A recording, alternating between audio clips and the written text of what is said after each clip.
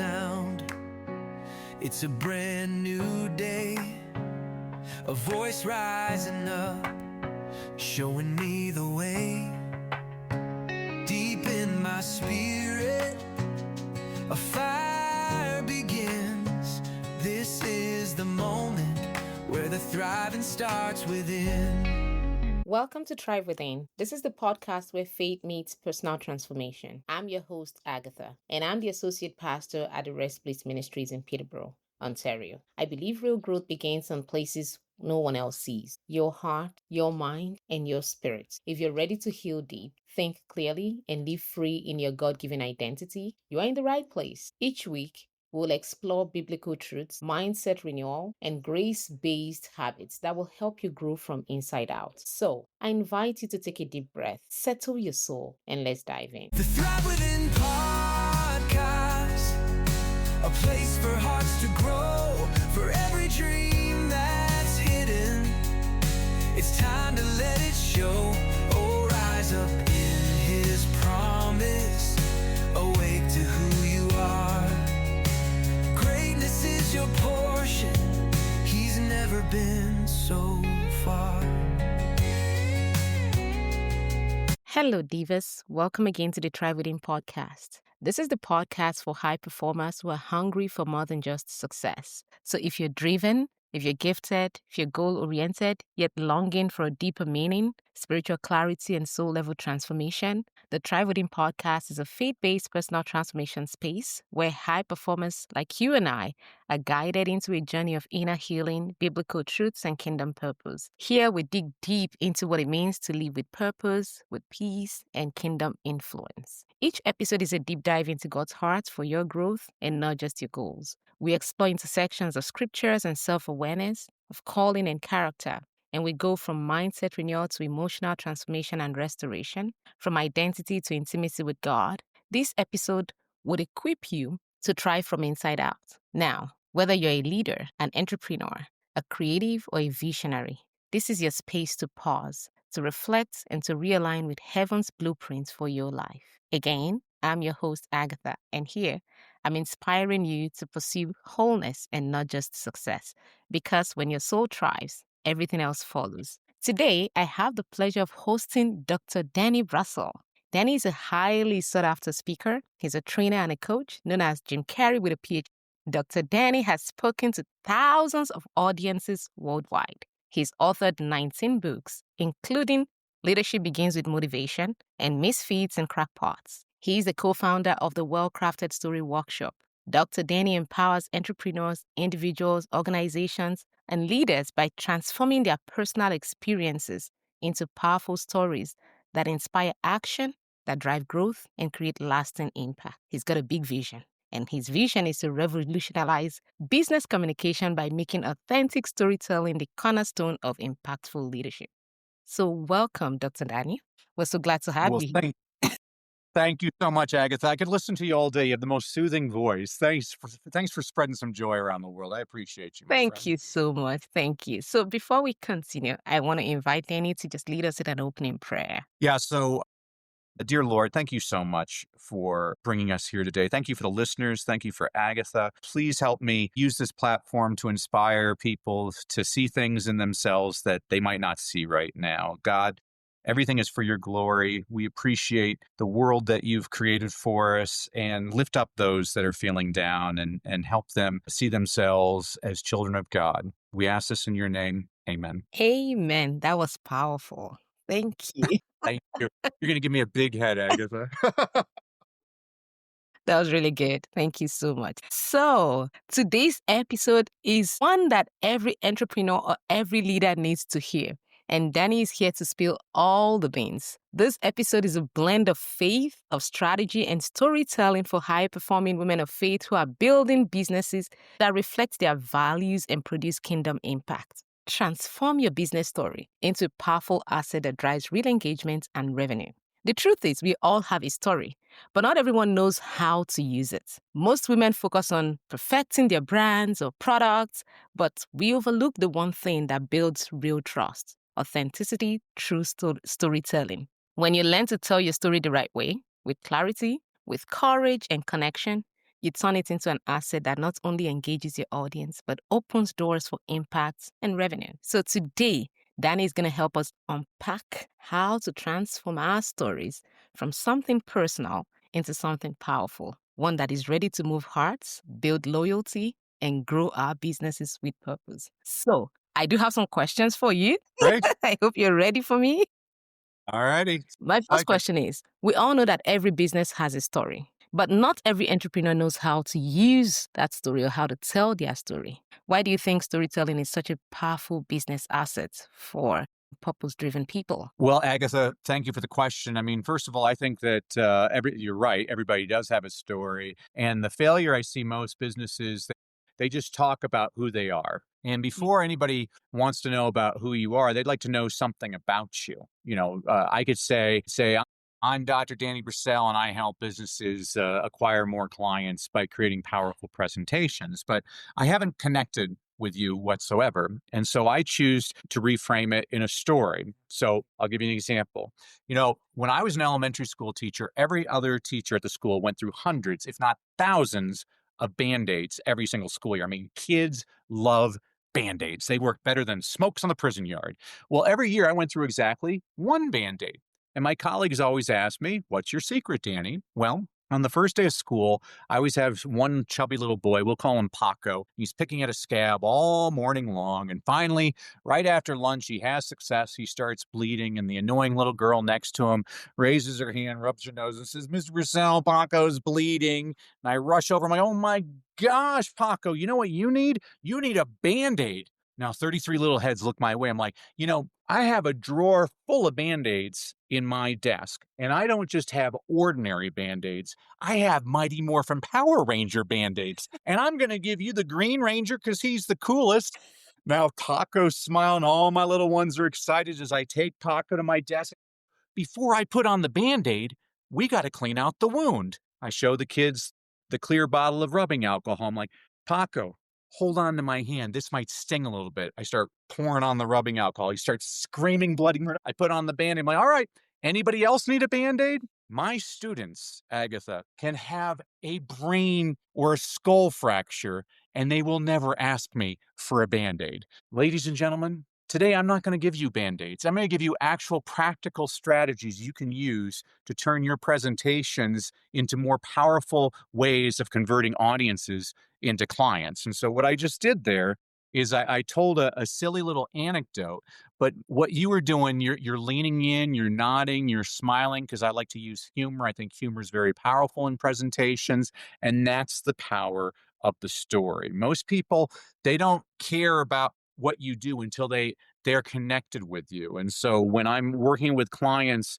on a process that my business partners and I take our clients through, we show you where to put stories and why you're putting them there and how you're going to convert higher. And that's the only way I evaluate a good presentation. If you come up to me and say, hey, Danny, I got a standing ovation, I'm like, that's wonderful. If you come up and say, hey, Danny, everybody thinks I'm a great speaker, I'm like, that's terrific. But the only way I evaluate your effectiveness as a speaker is how many people in your audience decided to take that next step with you. It's important to move hearts, but we also have to move the needle. Your next step, it can be unpaid. It could be like, subscribe to my podcast or vote for me. It can be paid, like buy my product or invest in my coaching program. We're going to measure your effectiveness by how many people in the audience are deciding to take that next step with you. So hopefully that was somewhat helpful for you. Thank you, Danny. As you were speaking, I just had my head thinking about so many things because this is what we've learned so far. Strategy is what you lead with. If you want to sell, you have to be strategic. And now you're bursting that myth, letting us know that, hey, there needs to be some sort of storytelling in the mix. And I'm just here thinking, what happens when we kind of sideline our story and just go head on with strategies in what we do? Yeah, I see this all the time. I'm working with a client right now, and they have a presentation where this is a financial planning company, and they like to impress everybody by all of their knowledge, and they give a lot of numbers throughout. And I just say, stop it, stop it, stop it. Of all people, it was Stalin who said, 1 million people dead is a statistic. One person dead is a tragedy. facts tell, but stories sell. Facts inform, stories transform. People remember stories. Actually, I'll be able to say this. We're on a Christian podcast. So I bet you if you asked a whole bunch of non-Christians about stories like the Good Samaritan, about David and Goliath, there's stories like that in the Bible. Gosh, why am I forgetting story? I mean, we got the Good Samaritan, we got David and Goliath. Give me another story, Isabel. Yeah, different Agatha. stories, the prophets, the story of Yeah, Jesus, prophet. so I mean, many of them. I bet you people that aren't even Christians, Agatha, will be able to tell you that story. Yeah. But here's what I also believe. I bet you if we interviewed Christians, 9 out of 10 Christians could not tell you the 10 commandments because the 10 commandments were presented as one of those boring PowerPoint slides that has 10 bullet points. They didn't tell a story. I mean, I read the Bible differently than other people. I just laugh all the time because Jesus is the most patient teacher on the planet. Like his everybody around him, he's like telling, well, all right, here, all right, you're not getting it. Let me tell you another story. And all the people around, oh, okay, I get the story. Like that's the power of storytelling. And that's what you want people to do. You want people to remember your story. And they're like, huh, here's probably the number one strategy I'll share with everybody today. Stop bragging about your successes. Start sharing your failures because not everybody in your audience has succeeded, but they've all failed.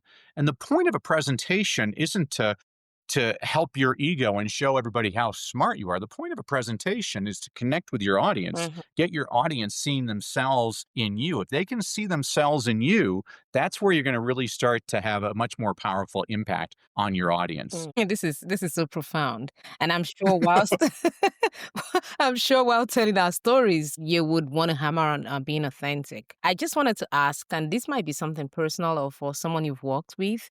Can you really share about when being open about your story really attracted the right people and being authentic as well? Builds more engagement than projecting that perfect side of us. I mean, you kind of like talked about sharing your failures because people tend to connect with that because a lot of people are failing. So can you just paint a little picture for us to see how it all, wraps up? Yeah, thank you. Thank you for that, Agatha. So I have a company called Well Crafted Story. I have two co-founders, Coach Jimmy Hayes Nelson and Dave Ward. I call us the professor, the performer, and the producer because my background is in academia. Coach Jimmy was a Broadway actor, and Dave is an attorney. Mm. And so we all bring different eyes to presentations. And so you have to bear with me. I used to be a teacher, so everything I do either rhymes or it's alliterative. And so we take our clients through what we call the 5 C's process. The 5 C's are clarity, connection, content, call to action, close. So let's take them one at a time. There are 2 questions before you put together any kind of presentation. You have to be able to succinctly answer these questions. And you'd be amazed. 95% of the people we work with cannot answer one or both of these questions in a very succinct manner. Those questions are, and these are what we call the clarity questions. The 2 questions are, who is your audience and what is the problem that you solve? You have to be very clear on who your audience is. When people say, my audience is everybody, I'm like, well, if your audience is everybody, your audience is nobody. That's You right. need to get very clear on who specifically do I want to work with or impact. And then you have to understand what is it I do that solves other people's problems? Be very clear on that. Once you understand, and this can be used, this doesn't have to be used on a stage in front of people. I use the same process when I'm working with my own children. I'm like, okay, my child wants to go out late on Friday night. Okay, so I know my audience is this child, and the problem I'm trying to solve is how do I get them to be responsible enough to come back home at this certain amount at this time of the day. Once we can answer those questions, then we get into our presentation. So there's no doubt about it. The most important part of any presentation is the opening of your presentation. Mhm. But when you connect with your audience, in the first 5 minutes of any presentation, your audience is making a decision. Am I going to be present today or am I going to be engaged? Here's a strategy.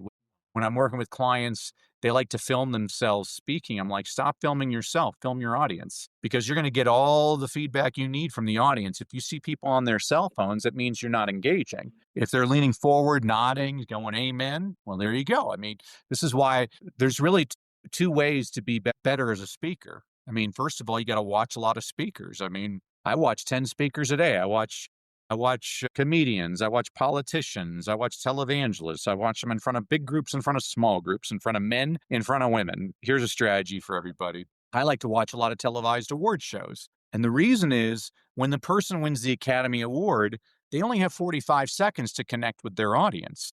I want to see how they use their time. Now, most people waste their time. They get up there, they're like, I want to thank God. I want to thank the Academy. They're stupid. Nobody pays attention to them whatsoever. But every now and then, a person does an excellent job of connecting. So I'll give you an example. A few years ago, there was a gentleman by the name of Joe Walker who won the Academy Award for Best Film Editing. Now, this is the Academy Awards. All the important people are in the front of the room, the actors. And this is editing. You can tell the actors, they're not paying attention to this. And Joe Walker, he steps on stage. He's British. He speaks very slowly and distinctly. He says, a lot of people don't know this, but when phrased properly, the term Academy Award nominee can be used as an insult. Well, now the camera scans the crowd. You see people leaning in, confused, like, what's he talking about? And he says, for example, yesterday I got in an argument with my 17-year-old daughter, and she said, well, Academy Award nominee Joe Walker. All of a sudden, you see everybody laughing hysterically. He gets off stage. Denzel Washington wants to meet him. Sandra Bullock wants to meet him. Brad Pitt wants to meet him. Time magazine said it was one of the highlights of the Academy Awards. Well done, Joe Walker. That's how he used his 45 seconds. So the first way you get better at speaking is watching lots of speakers, and preferably good speakers. You want to learn from the best, not the worst. Second of all, I've had lots of wonderful mentors throughout my career, Agatha. One of them was a guy named Jim Rohn, and Jim used to say, you can't pay other people to do your push-ups. Translation, you got to do the reps. I mean, if most of the people I work with, they're either terrified of speaking or they have no interest in speaking, but they want to grow their business. And I'm like, hey, even the smallest towns have a Rotary Club, a Lions Club, an Optimist Club, a Women's Club. You know, they got churches, they got schools, they got synagogues, they got chambers of commerce. You need to get out on reps. That's why I do podcasts all the time. It drives my colleague, Jimmy, it drives him crazy. I'm on podcasts all the time. He's like, who cares? There's only like, he's like, why are you on that podcast? I'm like, there's two reasons. First of all, it gives me reps, gives me a chance to practice different things. Every now and then you might ask a question I've never been asked, Agatha, and that's great because it teaches me how to answer that question. And then secondly, he always wonders, why are you on that podcast? There's only one person that listens to that podcast. This is a very important point. I've learned it doesn't matter how many people are listening. All that matters is who's listening. I mean, think about this, Agatha. Maybe you only have one listener. They're suicidal, but because of your podcast, they decide, you know what? There's something to live for. Will God just use you as a tool? I mean, that's always my prayer to God before I go on stage is use me as an instrument, God, like speak through me. And so at the beginning of your presentation, you have to connect, and then we can go through the other elements. But that was a very long answer to your short question. Thank you, Danny. Thank you. You've embodied a lot of questions around it that I would have maybe asked. And what you said, the last sentence that you made was really good because the truth is we don't really know why we do stuff, especially when God is leading you through it. You really don't know. And I remembered when I really started and got on the podcast and I'll post on YouTube. And at a point I was really feeling down like, oh my God, after like 2 weeks, I've got just 2 people watch this. Why? And then one day, I think God was just reading my mind. I got a message from somebody that I did not know. And guess what he said? Or she, I don't know. I said, listening to your messages. And these messages have been much more than uplifting to me. Thank you for the gift of you. Oh, that brought that light and that spark back. And I'm like, if it's just for one person, I'll keep doing this. And that's the honest truth. So this is something that you just confirmed right now without even knowing. Well, that's pretty awesome too, is you have a fast track to God. God knew what was in your heart and he communicated with. I mean, it's amazing. Like I've never had God specifically talk to me. Like I can't tell you, oh, God talk. Like when people say God talks to him, I'm like, wow, he's never talked to me, but he talks to my wife. My wife and I were in church once and the pastor's speaking and my wife, she says, wouldn't it be great if Jesus told you he loved you? It has nothing to do with the sermon. I'm like, yeah, honey, let's pay attention to the sermon. Yeah. Well, so afterwards, Agatha, we went to pick up our kids in The youth the home? teaching. Yeah, for the kids. And my oldest daughter, her teacher, she puts a hand on my wife's arm. She's like, this is going to sound really weird, but Jesus told me to tell you he loves you. What? She just told me this like a half an hour ago. What is that all about? Like, that's pretty amazing. And so you got to pay attention to these things all the time. Yeah. Yeah, I mean, you have the direct line with God. That's something to be very proud of. And you are having an impact. And nothing else, you're getting your reps in. I mean, I guarantee you, the first time you did your podcast, you stunk. Oh, yeah. And the second time you did your podcast, you stunk, but you didn't stink as bad as the first time. And now you've been doing it a while. You're much more confident. You're a well-oiled machine. This is a very important teaching point for everybody listening today. Speaking is a skill. It can be learned, but the way you learn it is by doing it again and again and again. And nothing gives me more gratification than watching a person that I worked with 5 years ago who was terrified of speaking. Now you can't shut them up because they're so good on stage, which is wonderful. I mean, they've taken what was a perceived weakness and turned it into their strength. This is so true. And when I look at my life, I see that God has done a lot in me. And sometimes I make fun of me because I used to be very quiet, but somehow God blessed me with a man who talks.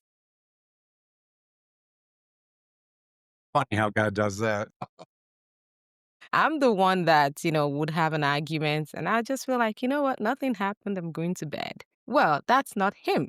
You're going to wake up at 3 a.m. and sort this out before morning. So, like, can you let me be? So, bit by bit. And then when he talks, I felt he would say everything on his mind and I wouldn't have the courage to speak. But I'll sit down there and just cry. Mm. And one day, I summoned courage and asked my sister, who had been married like a couple of years before me, like, how do you deal with this marriage thing? Because I think I am not getting it.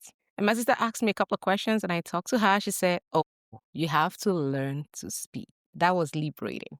And I think the very first time my husband and I had an argument after that conversation, and I said, you know what? I just like to talk to you. And I started talking. He looked at me, said, you? What happened? So, well, He's created a monster. I just need to air out my opinion. I just need to tell you how I feel about it. And ever since then, when people see me and they're like, oh, your wife is so, like, really, people looked at me then and then they tell me, your wife doesn't talk to anybody. Why? What's going on? My husband will say, just leave her. She's in her own world. When she's done, she'll come to you. When I watch myself now, sitting on podcasts, and I'm still terrified of speaking, but I would say that I've grown a lot. And this brings me to the next question that I want to ask you. I mean, I do understand that there's need to share a story, but a lot of people struggle with the how. So I think the question is, how am I able to tell my story confidently without getting into oversharing or being self-centered? I think that's a big question that we need to really answer here. So I'll give everybody in your audience an exercise, including you, Agatha. Later on, I want you to sit down in a comfortable chair with a pen and paper, a libation of choice. And for an hour, I want you to write down every story that's ever happened in your life. And I don't mean the entire story. I just mean triggers, like the time I locked myself out of the car in front of the grocery store, the time Dad spilt mustard on his tie when we went to that fancy restaurant. You'll find in an hour, you can come up with hundreds of stories just like that. So that's the first part of the exercise. The second part of the exercise is then I want you to look through each of those stories and figure out, what's that story really about? Well, that's a story about never giving up. Well, that's a story about love. Well, that's a story about patience. And so on my computer, I have hundreds of files with literally tens of thousands of stories. So when I'm putting together a presentation and I want my audience to feel a certain emotion, I know exactly which type of story that I'm going to share. So I'll give you an example. I'm working with a woman, just so you know, whenever I talk about my clients, I never give their real names. All you have to do is ask my partner, Jimmy. He loves to brag about everybody we work with. I believe in discretion. And so I'm working with a woman, we'll call her Kathy. And Kathy is a nutrition expert. Kathy grew up with the digestive issue. She has a very specific digestive issue. And now she works with women who have that same digestive issue, and she has a 90-day program on how to solve this issue. It's a fantastic presentation. But the problem was, at the end of the presentation, she stopped with her call to action. She said, "Oh, I want you to buy my 90-day program for $19.97." And I said, "Well, goodness, leaving half of your audience hanging there, because you have to understand this, Agatha. There's two types of people in every audience. I'm going to be very stereotypical. I'm going to say it's the husband and the wife. The husband is like Joe Friday. I call him Joe Friday because he sits there and he wants just the facts. How much is this going to cost? How long is it going to take? What do I got to do? And a good, well crafted presentation addresses all of those concerns so he knows the answers to those questions. The problem a lot of presentations make is they end with that. If you end with that, you're ignoring potentially half of your audience, which is the woman, the wife. I'm going to call her Julia Roberts. Julia Roberts, she doesn't care how much it costs or how long it takes. She just wants it to make her feel good. I listen to Agatha because Agatha always makes me feel good. She's like my long lost sister. And so Kathy, this was the problem with her presentation, was she wasn't fulfilling that need of Julia Roberts. And so I said, well, you have a clear call to action. What do you ultimately want your audience to do? And she's like, I want to buy my program. I'm like, well, yeah, I know you want them to buy your program, but think about it. Why aren't they buying the program? She's like, well, I want them to understand they can't do this on their own. I'm like, you need to hire an expert story. And she's like, what's that? And I'm like, let me give you an example. I'll leave you with this.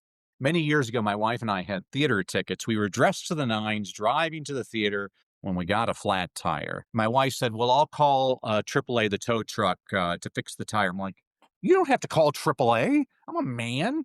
I can fix a flat tire. So I got out of the car. I opened up the trunk. I got the spare tire. I got the pumper thing. And then I got the big like X jack thing. And I started trying to undo the nuts off of the tire. Long story short, 27 minutes later, I have grease all over me. I have not fixed the flat tire. My wife is standing beside the car, shaking her head like I could have done so much better than this guy. Well, unbeknownst to me, she had called AAA. This tow truck shows up, and this 17-year-old punk hops out of the tow truck, and he fixes my flat tire in 3 minutes. I think there's times in life when all of us think we can do it on our own, but if you want to save time, you want to save money, and you want to save a whole lot of headache and embarrassment, hire an expert. And so what I've taught Kathy to do there, Agatha, is I'm showing her how to use a story to demonstrate the concept, because humans think in metaphors all the time. Like, I mean, again, you go back to the Bible is filled with metaphors. Like, here's the story of the prodigal son. Who am I talking to on this story? Figure out the point of the story. So when you can do that, that's when you become a much more powerful presenter. I see lots of people that tell great stories, but there's no point to their story. Your story should be taking your audience on a journey so that ultimately your audience is like, you know what? I've learned so much from Agatha just in this last hour. I wonder what it would be like to work with Agatha as my coach. I think I'm going to take the leap because she's built up that connection with me. She's built up that trust. And I like Agatha, and I think she's the solution to my problems. This is what a presentation is supposed to do. And it just depends, again, it depends on the answers to those two questions, the clarity questions. Who is your audience and what's the problem that you solve? Like when I work with politicians, they have two different types of audiences. I'm like, well, are you trying to get votes, or are you trying to get campaign donations? These are two different presentations. You can have multiple different types of presentations based on the different types of audiences. I speak differently to little kids than I do to older kids, than I do to corporate executives. Those are different types of audiences. When I speak in America to men, I'll use football examples. If I go to Canada, to your side of the border, I'll give hockey example. I'll talk about Dunkin' Donuts in America. I'll talk about Tim Hortons in Canada. Yeah. It's different. You have to understand your audience. What are their needs? What is it that, because they don't care about your solution. Most people, they want to sell their solution. People don't care about your solution. They just want their problem solved. Sure. And when you understand, how do I solve that problem? How do I make them understand I understand them better than they do? In the first 5 minutes of every presentation, again, bear with me. I'm a former teacher. Everything rhymes and it's alliterative. I always say you got to rap. Rap stands for relatable, authority, purpose. Relatable. Oh, I'm just like you. I've had the problem that you had. Authority. and I solved that problem. That's right. Purpose. And now I'm on a mission to help people just like you so that you don't have to suffer the way I suffered. When you can do that, that's a more powerful presentation. Beautiful, beautiful. As a follow-up question, is there some sort of a framework other than the rap to come up with a story like this with some of the stories that you share? Do you have like a framework, that makes the Yeah, I story? mean, again, the framework is just writing down all those stories. I mean, most of the clients I work with, they have no idea which story is the right one. And I'm like, well, tell me a couple of stories, and I can. And Jimmy and I are both really good at this. Like, that's the story you're going to use. That's the story. We know that's. And I prefer. I think what separates us from a lot of people, Agatha, is a lot of these so-called speaking coaches that they'll teach you to talk about the most traumatic event in your life. And Mhm. there's three reasons why I don't do that. First of all, the world just survived a global pandemic. Right. Everybody's had a lot of bad stuff happen to them. I don't think we need another sad story. I think we need more stories of hope. Second of all, we're teaching you to create what we call a well crafted story. Politicians would call this a stump speech. In superhero movies, they call it the origin story. You can call it peanut butter and jelly. It doesn't matter what you call it. This is a story that you're going to tell again and again to different audiences. Well, do you really want to talk about the worst moment of your life again and again? I mean, I have a friend, his daughter was killed in a school shooting. He's delivered that presentation to over 1,000 audiences. You got to be a lot stronger than me to talk about the worst day of your life again and again. I have no idea how he does that. And third, this is where people get angry with me. I have one objective when I'm on stage. I want you to leave feeling better than when you came in. I want you smiling. I want you laughing. I want you happy. I think there's something admirable about that as an objective. Mm. I believe the people that tell the same sad story again and again, by the 20th time they're telling it, now those are crocodile tears, and now they're trying to be manipulative. And I'm not Mm. saying it's not an effective sales strategy. It's actually a very effective sales strategy. But I personally don't want to have to take a shower after I get off stage because I just manipulated my audience. There are actual ethical ways to get people to want to do business with you. And it's like if you're in church, there's the preacher that wants to guilt you into giving a tithe, Yeah. and then there's the preacher that says, "Oh, it's your blessing to give a tithe." Well, those are two different types of messages. Let's be part of the hope and the light. Let's get away from the negativity and the darkness. Thank you, Danny. So, let's talk about transformation. Let's go to the how. So, how can storytelling really evolve from being a testimony to becoming a strategy that actually drives, revenue and engagement? Yeah, so you have to be very strategic about it. Mm. So we talked about clarity, we talked about connecting. Let's go into the content portion of the presentation. Right. The content portion of any presentation is usually the longest part of the presentation. And interestingly enough, it's actually the least important. There's lots of research that says people remember the beginning of your presentation and the The end. end. They don't remember anything in between. Oh my gosh, that means the bun's more important than the burger. A well crafted presentation, what you're going to do is seed. You're a farmer. You're planting seeds during the content of your presentation. Mm. So let's say this is why you have to be very clear on what your objective is. Let's say that you're trying to let's use Kathy again as an example. You're trying to sell your 90-day nutritional program. Mhm. What you don't understand is your audience, they lots of things going through their mind all the time. They're thinking, well, I'm really enjoying Agatha's podcast right now. I don't know why he chose to wear that shirt. I'm kind of hungry. I wonder what I'm going to do later on. Is that show on tonight? You're thinking a whole bunch of things at the same time. Your brain's having lots of different conversations, and you don't realize that your brain is susceptible to lots of different messages. And so, what we'll train people to do is to plant seeds in their presentation. So, what I mean by that, during the content, let's say it's Kathy. Kathy would say, Agatha is a 35-year-old woman who invested in my 90-day coaching program and was able to see dramatic results in her intestinal things. Okay, this is what just happened. And you don't realize that this just happened. Our brains are very sophisticated in today's day and age. We're used to when somebody's selling us something and when somebody's teaching us something. Well, by planting a seed in the teaching portion of your presentation, what people in your audience have just done is you just mentioned a 90-day coaching program, and the person is listening to your presentation, but they're thinking, Kathy has a 90-day coaching program? I wonder how much that coaching program costs. I wonder how many people she enrolls in that coaching program. I wonder if I could do that coaching program. And so, what you're doing, this is very different. So, by the time you actually present your actual call to action, instead of your audience being like, this is the time where she sells me, your audience is leaning forward, like, thank goodness. I was hoping Kathy was going to offer the coaching program because I knew all about it. I didn't know I knew. You've planted seeds. You're very strategic in your presentation. So we show clients how to be very strategic. And again, don't mistake me on this. Whether your audience decides to do business with you or not, I believe you have a responsibility to help your audience. I mean, they've given you their most precious asset, their time. And so this is also interesting. Again, I'm an academic, so everything has to be research based. Is there's lots of research that shows that your audience your audience pretty much forgets everything you taught them within a day. But what they don't forget is if you were helpful. So one of my mentors was a guy named Jim Trelease.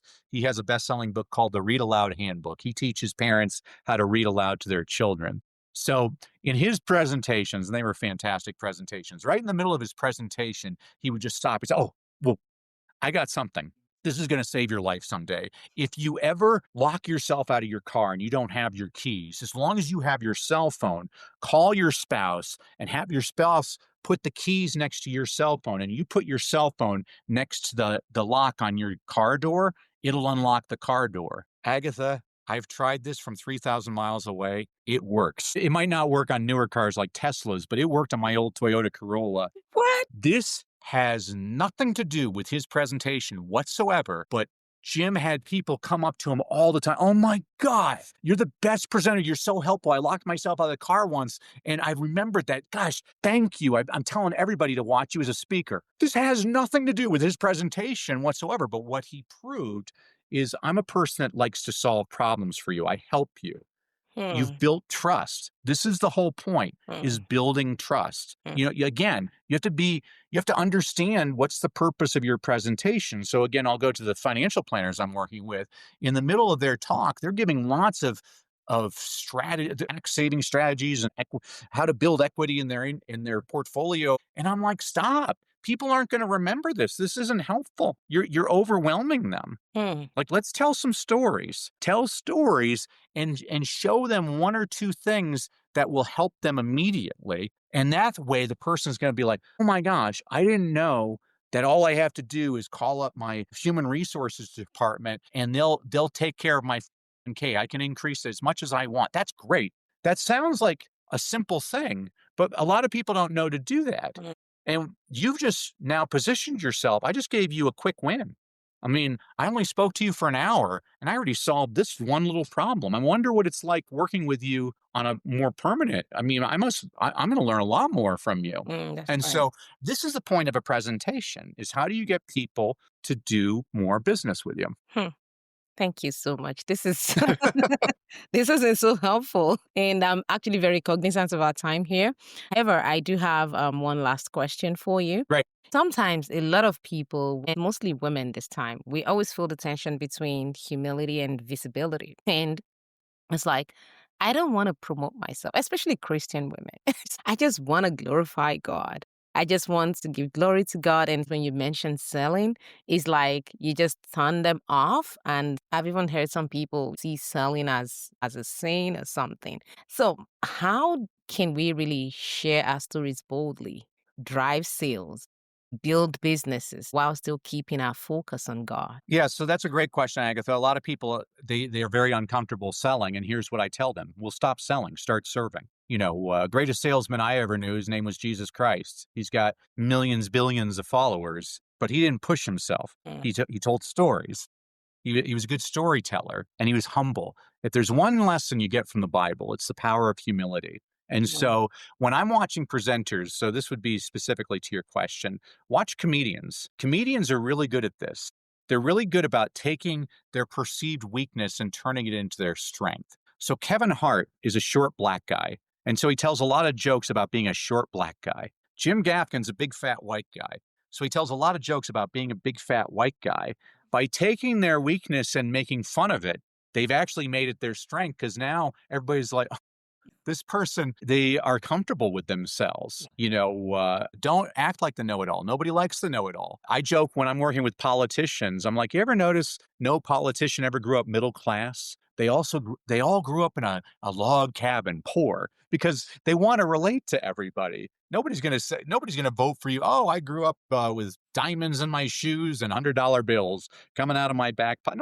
Nobody relates to that person. It's the same thing. When I watch the Olympics, it drives my wife crazy. I usually root against America. She's like, "Why are you rooting against America?" I'm like, "Who am I going to root for, honey? The American with the microchip in his brand new Nike shoes, or the barefoot Sudanese refugee who just survived a civil war?" And they just told his story. He's like, "I learned how to run by running away from the bullets in my village." I'm like, "Of course I'm rooting for that guy. That's an incredible story. That's That's the right. person I'm behind." So, especially like Christian women, I thought your story, that was such an empowering story just about how you found your voice. Your husband was always this, but you were able to find that. You don't even see the power in that story. That's sending a message to a lot of women out there is your voice matters as well. And so this is the power of storytelling. And again, most of with they're either terrified of speaking or they have no interest in speaking. So the way I like to attack that again is by using humor. So for example,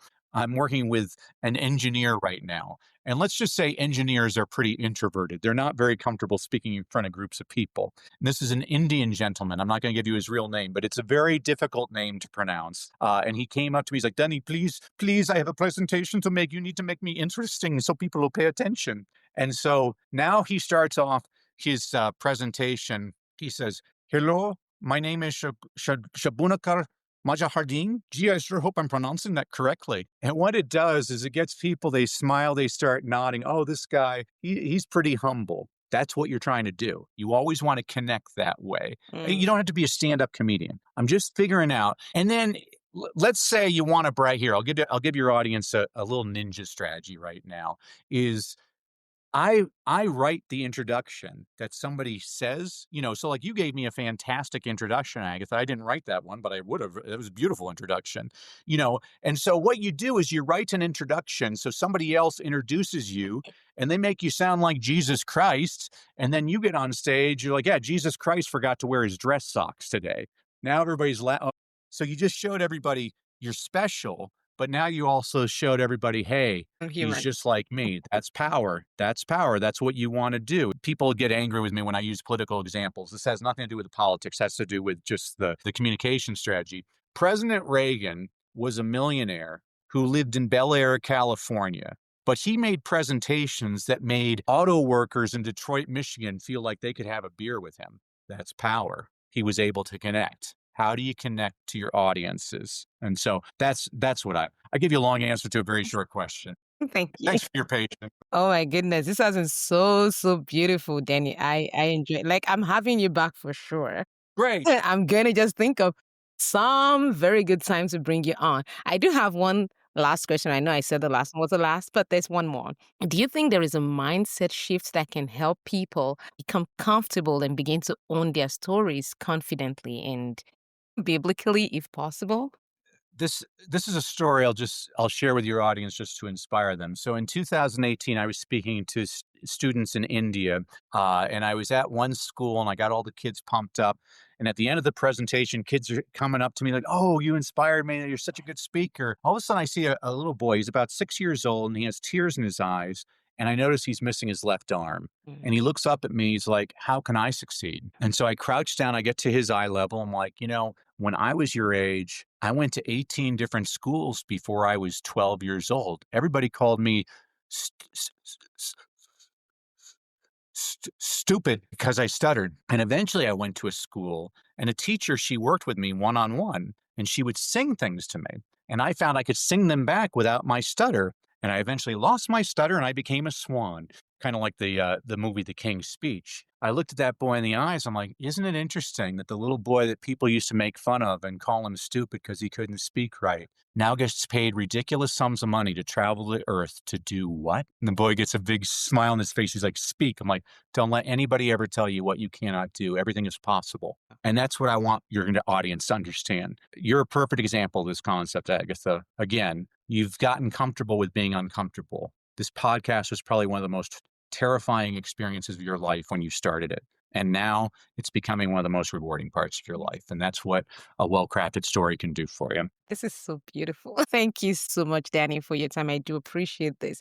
And I'm just going to share a couple of takeaways that I've gotten from this conversation. It's simple. Your story is your strategy. People don't connect with logos or words.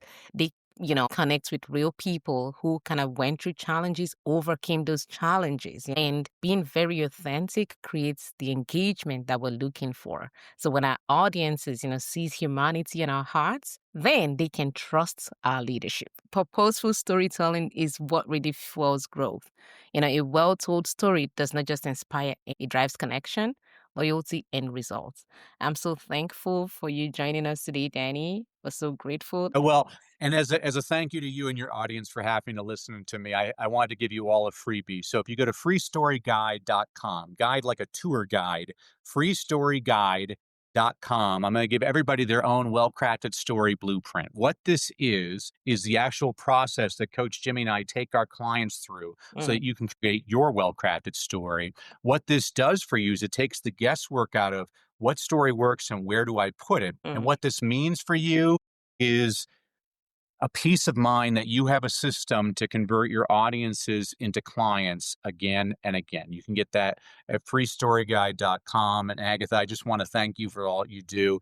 I'm so grateful that you're in the world. You keep on doing exactly what you're doing, my friend. Thank you so much, Danny. So to our listeners, here's what we want you to remember. Your business is not just anyhow story. It's not where you've been. Thank you, Danny, for giving us that free guide. And through this, I'm so confident that God is about to put us in that place that we need to be. So every chapter, every failure, every win, all points us to purpose. So when you turn your story into a strategy, you stop chasing clients and start attracting the right ones. And you stop performing and you start connecting. So this week, I know Danny has given us that assignment. Sit down on your comfy chair for 1 hour and write down every single story that pops into your head. God has shaped us for a mission. So we need to ask ourselves, how are we going to begin to share this to be able to serve other people? So thank you so much for joining Danny and I today on the Thrive Within podcast. If this episode spoke to your heart, share it with another woman of faith who is trying to build her business God's way. Until next time, keep thriving from inside out. But before we go, let's bow our heads and just thank God for this word that we've received. Dear Father, we thank you. Thank you, Holy Spirit, for pouring out yourself through Danny today. Thank you for speaking through him and busting all the myths that we've carried all along and just opening us up to the different dimensions of what you want us to see and hear. Thank you, oh God, for the next step and the next phase of our lives and how you've written every unique story in the hearts and lives of people. Jesus, we're thankful. I pray for that woman who is going to listen to this podcast and say, yes, that's that light bulb moment that I've been waiting for. I ask that this episode will be a transformative one in the lives of your people and especially her. Thank you, Jesus. I pray that you bless Danny even as he continues in his work that you've given to him, and also bless this podcast that at the end of it all, we'll do it all giving glory and praise to your name. In Jesus' most precious name we pray. Amen and amen. If this episode blessed you, please take 10 seconds to subscribe, rate, and leave a review. It helps others find this message too. I'll see you next week for another deep, faith-filled episode. Until then, keep growing from inside out.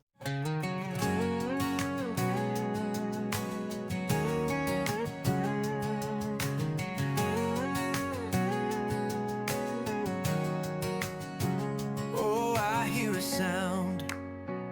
It's a brand new day. A voice rising up, showing me the way. Deep in my spirit, a fire begins. This is the moment where the thriving starts within. The Thrive Within podcast, a place for hearts to grow, for every dream that's hidden. It's time to let it show. Oh, rise up in His promise, awake to who you are. Greatness is your portion. He's never been so far.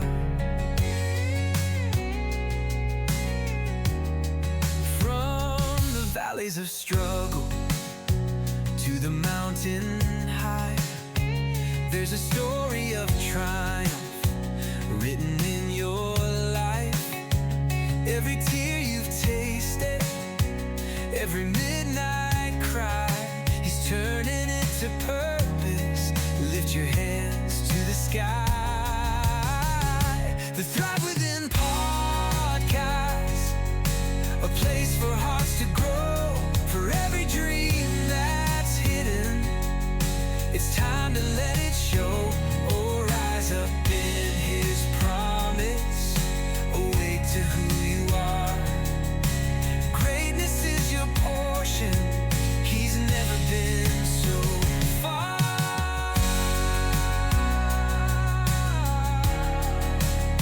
Can you feel His glory? Yes, I feel it now. Can you hear Him calling? I will answer loud. Can you see your future shining like the sun? Together we'll be thriving in the name of the risen one.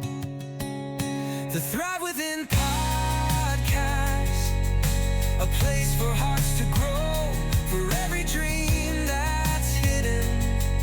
It's time to let it show. Oh, rise up in His promise. Awake to who you are. Greatness is your portion. He's never been so far.